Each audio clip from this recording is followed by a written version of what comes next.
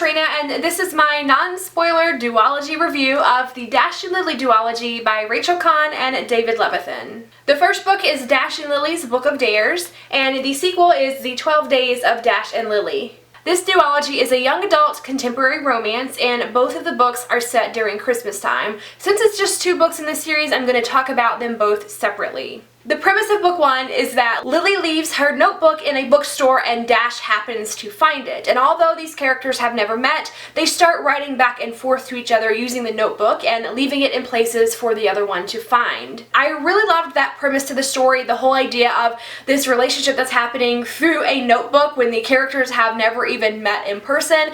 And there's like this whole scavenger hunt feel to it because it's like you have to figure out where the notebook's going to be left and will the other character find it in time. I liked the characters, and it was just a really cool, like, feel-good holiday romance. And one of my bigger things that I didn't like about this one was how it ended. I feel like it ends right in the middle of a scene, and so because of that, myself, and I think a lot of other people, wanted more to this story. We wanted to know what happened after that last scene. This is where the sequel comes in, The 12 Days of Dash and Lily. You might think that this book would give you the answers to what happens next, and it does, but it's what happens a year later, because this book is set the following Christmas. So you don't actually get to know what happens like the moment later, which is really what I wanted to know. And the premise of this book is that Lily has lost her Christmas spirit. The 12 days leading up to Christmas, Dash is trying to help her get back into the spirit of things. In this book, I realized that I didn't always like the characters, and I didn't always like the writing, and I found that the writing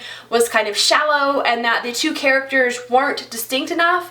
They have very distinct personalities, but sometimes they would deliver almost exactly the same line, or they would say something in the exact same way the other character would, and maybe that's just because they know each other very well and they have the same sense of humor, but I just kind of felt like the 2 authors weren't really distinguishing the character voices. My overall feelings on it are that I think this is a great duology to read during the winter holidays. They are set during Christmas time, so if you're looking for a Christmas-themed read to read at the end of December, check them out. It would fit that, definitely. However, in my opinion, I don't think that the second book was really necessary, so I would personally just recommend reading the first book and treating it as a standalone, and that is it. I've already covered everything I think there is to say about these books, so if you guys have read either one of them, let me know what you thought of it, or if you have any additional questions about this series that I failed to cover in this review, since I know it was quite brief, please let me know that down below. Thank you guys so much for watching, and I will see you in the comments. Bye!